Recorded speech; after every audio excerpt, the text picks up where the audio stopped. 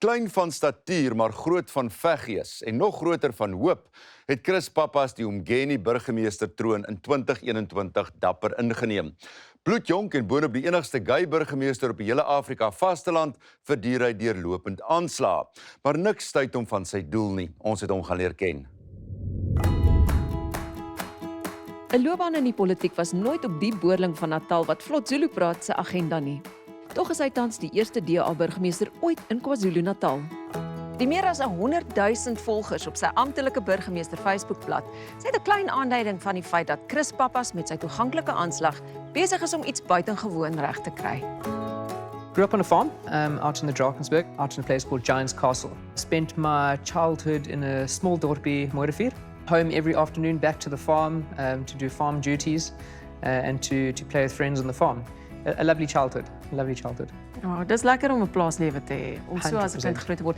Dis natuurlik waar jou goeie Zulu vandaan kom. Yeah, many of my friends growing up, I could only speak English and Zulu. And if my friends couldn't speak English, then I had to speak what my friends spoke. Ek het gehoor daar was 'n bietjie boelie gedrag betrokke in jou skooljare. Yeah, in high school specifically. I went to Hilton College, which was quite an elite school. So I came from a small town farming background, second generation to the school, and I didn't quite fit in. And many of my friends were Black South Africans, Black people, and I mean also from different parts of the country. And this was a problem for some. It was, I was called names, and I had all sorts of things posted on my door at stages. I guess that was a reflection of the time, and I think we've come a long way since then. But yeah, it wasn't always easy. I wasn't the standard out the box Jobo boy coming to an elite school. Yeah. I did everything from choir to rugby to I was on the wildlife estate to debating, so everything. Yeah. And to some that was a problem, standing out like that. Dink jy dit het al in daai jare jou sin vir regverdigheid en geregtigheid aangewakker? Yeah, absolutely. I think one, being involved in so much, you get to experience a wide variety of things instead of staying in a little box. But also the friendships as well. Not to be scared to be friends with the other.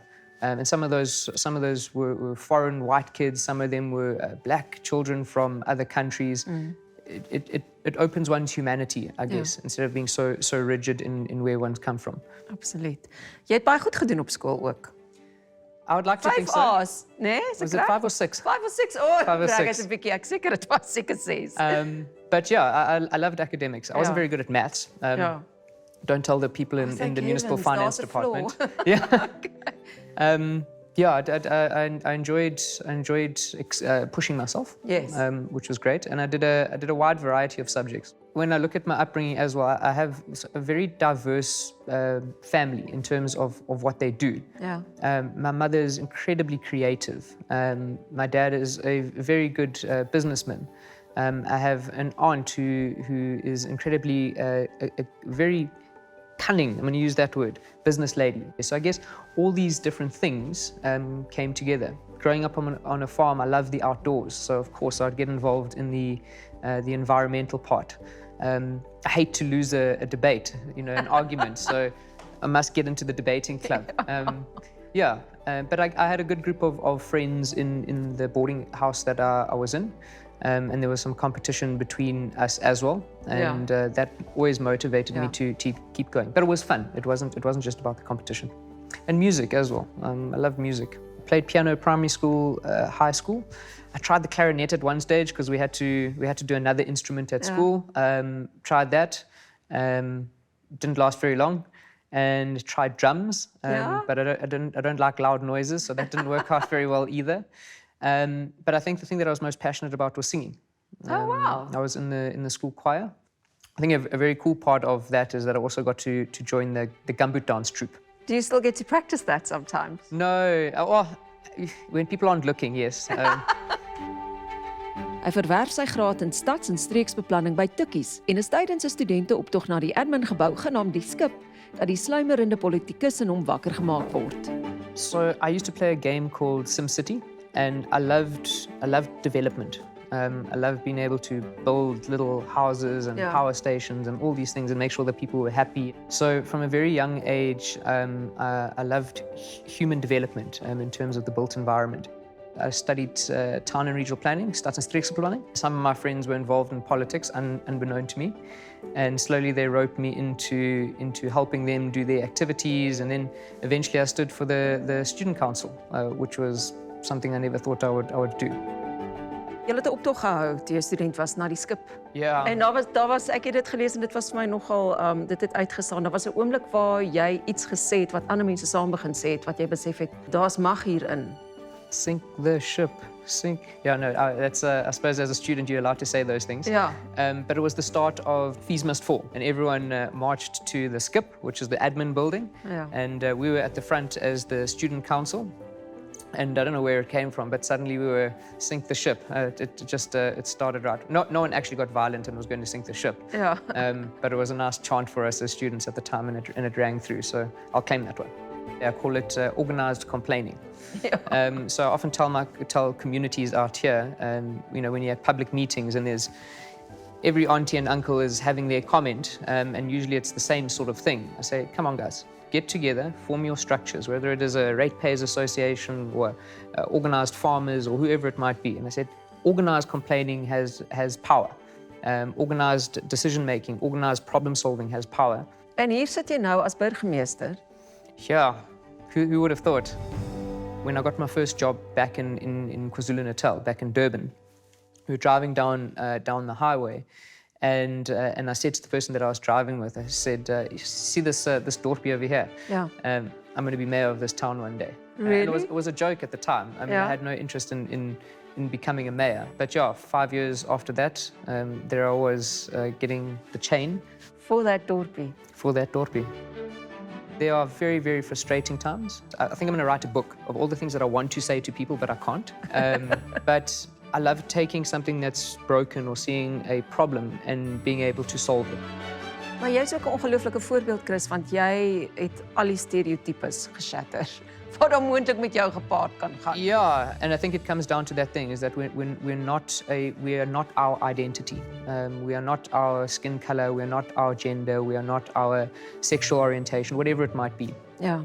We are human, and if we believe in the same principles and we have the same values and we have a shared future, then there's definitely more that's common than the things that we force to bring us apart, right? Hy sien die munisipaliteit as 'n nuwensgewende organisasie wat deur die gemeenskap besit en bestuur moet word om waarde toe te voeg vir inwoners en plaaslike besighede. Sedert hy burgemeester is, het hy en sy span daarin geslaag om al die munisipaliteit se skuld wat miljoene beloop het af te betaal. Hulle het miljoene in noodsaaklike toerusting belê en die instandhoudingsbegroting daadwerklik verhoog. So this is Lidgerton village. It's one of the farming villages out in the KZN Midlands. Many of the roads were gravel and slowly have been upgraded. This is the product of development. This is what government should be doing, and this is what makes me excited. Going back to those days of playing on the computer games, making roads and seeing development. So masbheka umgwaqo uzoma ubhekile. Yes. Hoe lyk 'n dag in die lewe, tipiese dag in die lewe van 'n Umgeni burgemeester? Always different. I go from being an engineer to a nurse to being a methane gas specialist to a financial advisor. There's no one typical day.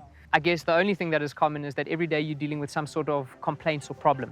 So you're constantly problem solving, you're constantly dealing with issues, but incredibly fulfilling. Hy hoop om in die toekoms die Howick-valle as 'n moetsien toerismebestemming in die KwaZulu-Natalse Middellande te vestig en het opwindende planne met die ou spoorlyne in die area. During COVID, it was really destroyed. It was vandalized, tourists stopped coming, but we put a lot of money and a lot of effort into trying to renew it and get it back up and running. We used to have thousands and thousands of tourists visiting here every year, many of them from overseas, and they bring their foreign currencies here for our local economy. So this has really become a focal point for us. En die spoorstelsel, wat is die planne met die spoorstelsel? It's defunct, the one that's here. So there are ideas to try and revive it as a steam line from Hilton. Jy het 'n gesegde dat jy sê alle Suid-Afrikaners, ongeag ons kulturele verskille, het eintlik maar dieselfde behoeftes. Our politics, our conversations are very divisive in our country, and I don't think we've got to a point as a country where we are united behind something. But I do see a lot of hope in the beauty of our people. And I think once we can come together around the commonalities, deal with the hard conversations that we need to have, I think the hope for the future is bright. But we have to take ownership of it as people, as communities. And you know what? At the end of the day, we need proper leaders who will do that will help us do that. We need leaders who are not divisive, leaders who bring us together. Ja. But what I've also learned is that communities who complain are not successful communities. Communities who take ownership of the area, roll up their sleeves and get things done, those are successful communities. As gewone Suid-Afrikaners, wat kan mense doen wat nie in die politiek betrokke is nie om dinge beter te maak? Just get involved. You know, whether it is your local library committee, whether it is the SPCA, whether it is organized farming, whatever it might be, just get involved. Democracy by its very nature means to participate. En vir jou persoonlik as Chris, waarvan droom jy in die toekoms? Zanzibar on white beaches. I'm in love with the bushveld, so I see myself somewhere in the bushveld one day. Maybe go back to my family in Nelspruit. Is it too loaded to say, can I start printing t-shirts that say Chris Pappas for president? No, absolutely.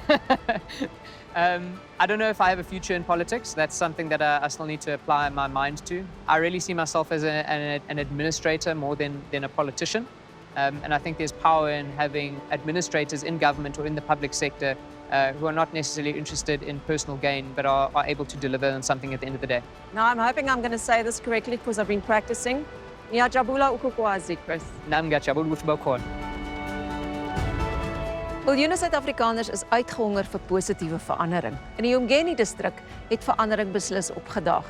Mag die hoop wat Chris Pappas se insig en sy plat op die aarde doeltreffende leierskap bring, ver en wyd uitkring.